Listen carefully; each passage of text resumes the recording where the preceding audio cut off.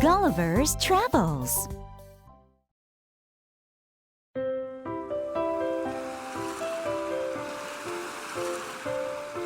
Once upon a time in England, there lived a man called Gulliver. He dreamed of sailing the ocean and seeing all the wonders of the world. How I longed to spend my life traveling and seeing distant lands. The ocean looks so inviting today.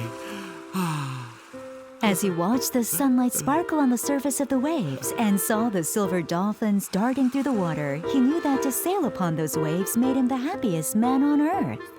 The ocean calls to me. One night, there was a storm at sea. Everyone, watch out!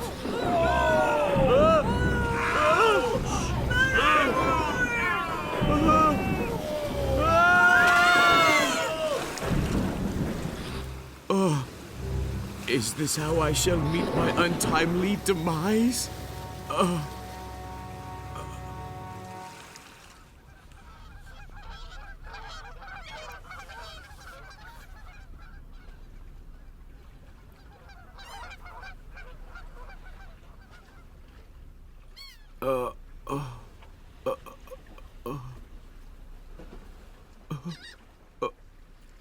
Where am I?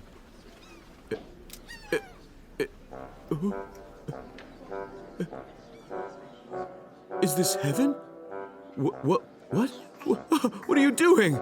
That tickles! Stop! Stop that!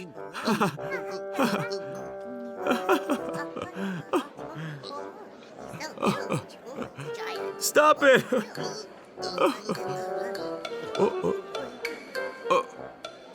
What are these? Careful! They're tiny! The living mountain has awoken!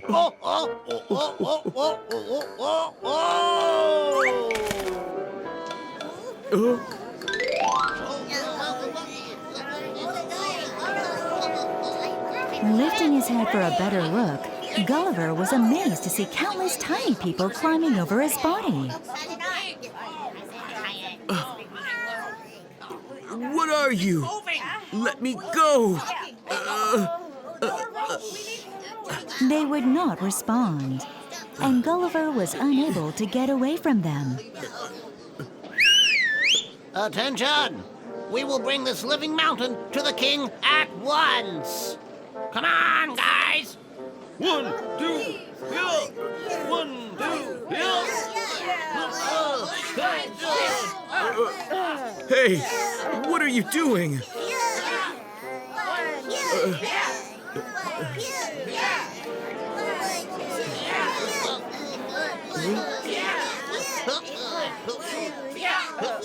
I apologize for keeping you restrained, but we have no way of knowing your intentions in coming to our kingdom. If you come in peace, you shall be set free. Make way! Let us through! Make way! Make way! Oh, let us through! Make way! Make way! Make way! Let us through now! Make way!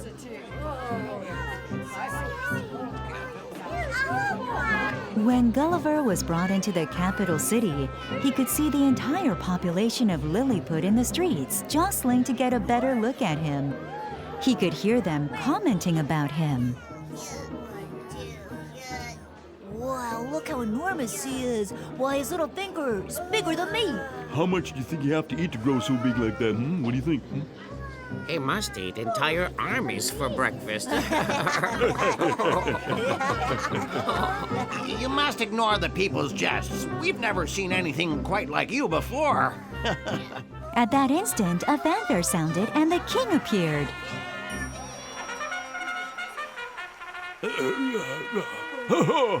Oh, well. Greetings, giant. I'm the king of Lilliput. Good morrow, your majesty. My name is Gulliver. Forgive me for not saluting you properly, but as you see, I am tied up. Oh, well, you do not appear particularly evil to me. Should I release him? 1, 2, 3, What was that for? 4, 5, 6, 7, 8, 9, 10, 11, 12, 13. Oh, we will see if he is dangerous or not. Excellent. Release the living mountain at once. Gulliver was thrilled to hear that the king was setting him free.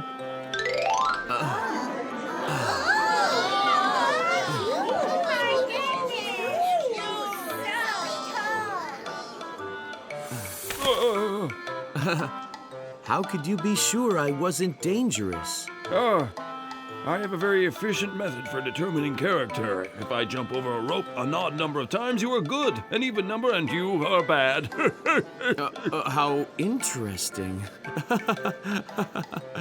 Gulliver thought that sounded rather funny, but as the king looked so confident and the method had turned out so beneficially for him, he did not want to argue. The Lilliputians let Gulliver stay in a large ruined temple. It was the only place in town that was big enough for him to sleep in.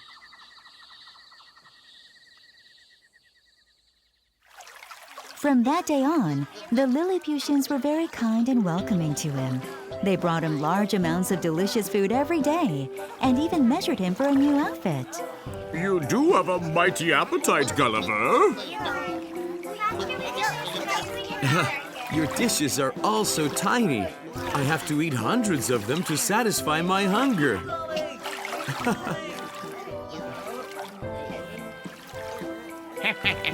It's all due to his monumental size. Look, my tape measure isn't long enough to measure him even. Look at that. Hey, that tickles. One day, disaster struck. The palace is burning! We must save the queen! We must save the queen! Help! Gulliver was awakened by the screams and rushed to help. He came up with an unusual way to put out the fire immediately.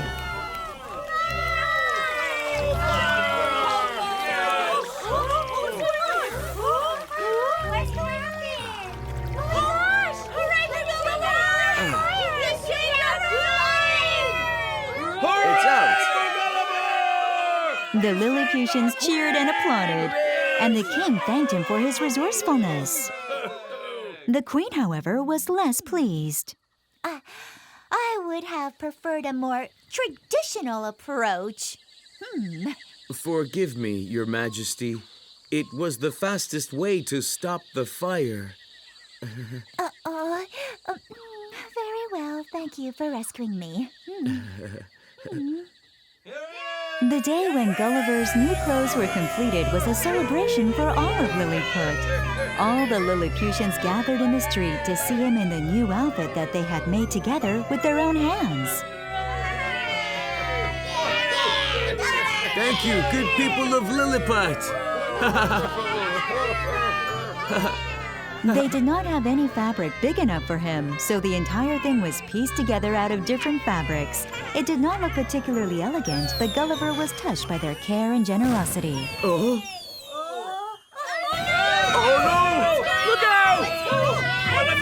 Suddenly, a cannon blast rent the air. The neighboring kingdom had brought over its fleet to invade Lilliput. Oh, such misfortune! Oh, no! Oh, they're attacking! They're attacking! Oh my! Have courage, my people! We must stand and defend our homeland! Follow me into battle! We can do this together! Stick together! The king attempted to rally the Lilliputians, but they were so frightened that they wouldn't stop running. Seeing the situation, Gulliver came up with a plan.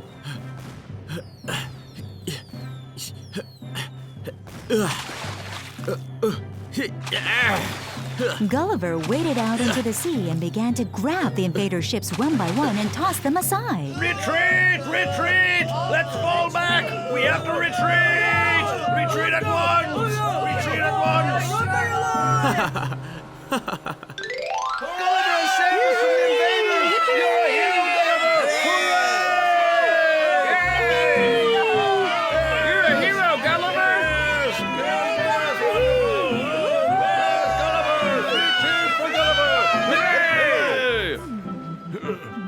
have our eternal gratitude for saving our country.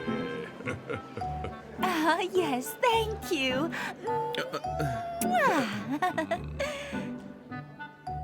To reward you for your heroic act, I will grant you any wish you may name. Gulliver considered for a moment, trying to decide what he really wanted. Please build me a ship large enough to sail home. Gulliver wished he could stay with the friendly Lilliputians forever, but there were so many more lands to see and adventures to experience. Farewell, Gulliver! Thank you for saving us! Goodbye. Good luck to all of you. May Lilliput prosper and thrive. Goodbye.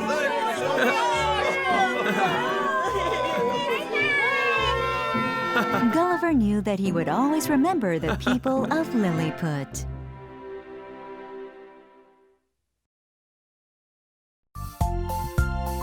The Wonderful Adventures of Nils. The Steadfast Tin Soldier. The Sea Turtle and the Hare. Jack the Dullard.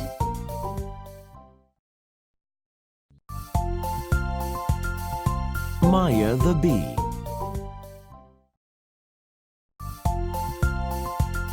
The Giving Tree. The Adventures of Tom Sawyer.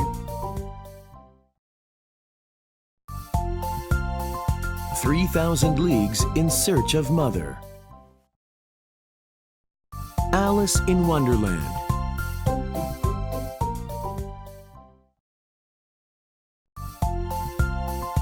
The Selfish Giant.